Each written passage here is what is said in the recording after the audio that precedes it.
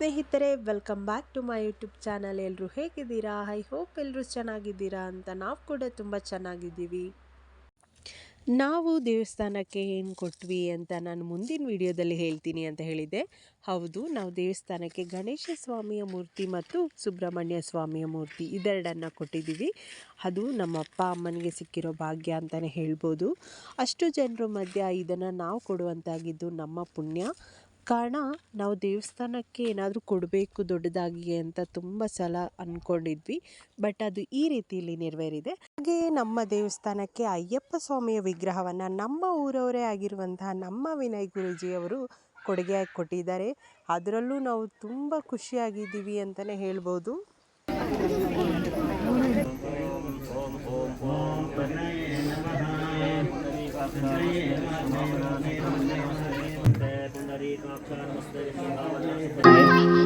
ಆಗಿರುವಂತಹ ಈ ಮಂತ್ರಗಳಲ್ಲಿ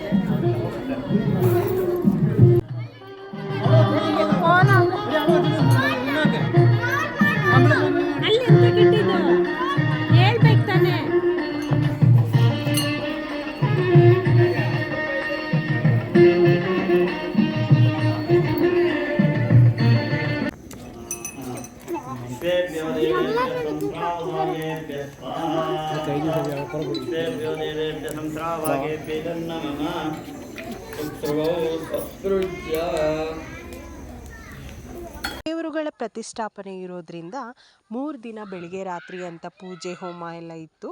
ಗುರುಸ್ವಾಮಿ ಮತ್ತು ಸ್ವಾಮಿಗಳೆಲ್ಲರೂ ಸೇರ್ಕೊಂಡು ದೀಪಾನ ಹಚ್ತಾ ಇದ್ದಾರೆ.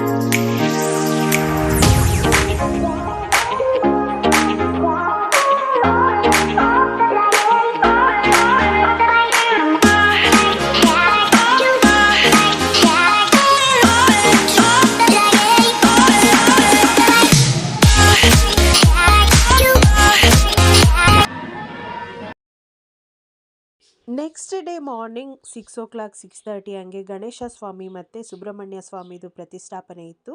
ಅದಾದ ನಂತರ ನಾವು ಪುನಃ ಮತ್ತೆ 11 ಗಂಟೆಗೆ ದೇವಸ್ಥಾನಕ್ಕೆ ಹೋಗಿದ್ವಿ. ಆವಾಗ ತೆಗೆದಿರುವಂಥ ಫೋಟೋಗಳಿದು.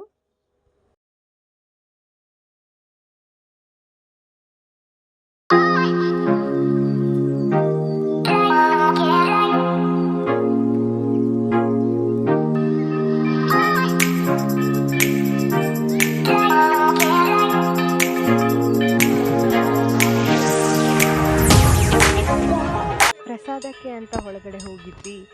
ಅಲ್ಲಿ ನಮಗೆ ಗಣೇಶ ಸ್ವಾಮಿಯ ಆಶೀರ್ವಾದನೂ ಕೂಡ ಸಿಕ್ತು. ತುಂಬ ಖುಷಿಯಾಯಿತು.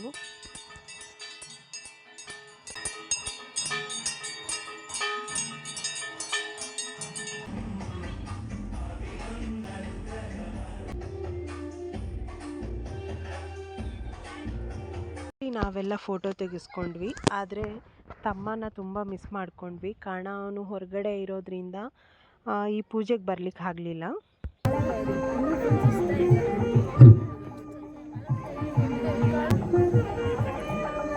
ಹಲೋ, ಭಕ್ತಾದಿಗಳ ಗಮನಕ್ಕೆ, ಈಗ ನಡೆಯುತ್ತಿರುವ ನಾಗನಿಗೆ ಆಶ್ಲೇಷ ಬಲಿ ಪೂಜೆಯ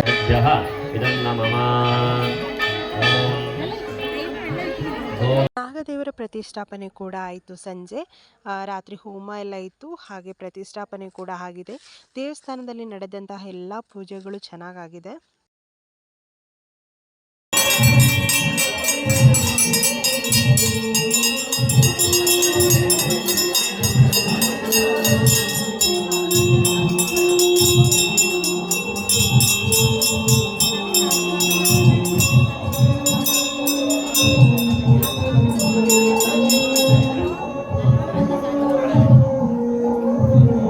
ಮೂರನೇ ದಿನ ಬೆಳಿಗ್ಗೆನೆ ಅಂದರೆ ಒಂದು 5 ಗಂಟೆ 5:15ಗೆಲ್ಲ ಅಯ್ಯಪ್ಪ ಸ್ವಾಮಿಯ ಪ್ರತಿಷ್ಠಾಪನೆ ಕೂಡ ಆಯಿತು.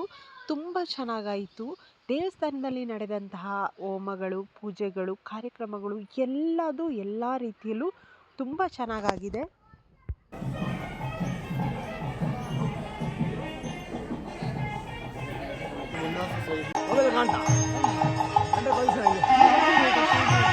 ದೇವಸ್ಥಾನದಲ್ಲಿ 7 ದೇವರುಗಳ ಪ್ರತಿಷ್ಠಾಪನೆ ಆಯಿತು. ಪ್ರತಿಷ್ಠಾಪನೆಯ ನಂತರ ಕಂಡ ದೃಶ್ಯ ಇದು. 7 ಗರುಡ ದರ್ಶನನೂ ಕೂಡ ಆಯಿತು.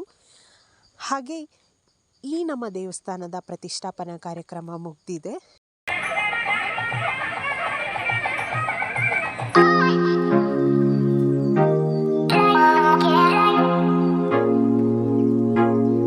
ನಿಮ್ಮೆಲ್ಲರಿಗೂ ನಮ್ಮ ಊರಿನ ಪ್ರತಿಷ್ಠಾಪನಾ ಕಾರ್ಯಕ್ರಮ ಇಷ್ಟ ಆದರೆ ಲೈಕ್ ಮಾಡಿ, ಸಬ್ಸ್ಕ್ರೈಬ್ ಮಾಡಿ. Thank you for watching.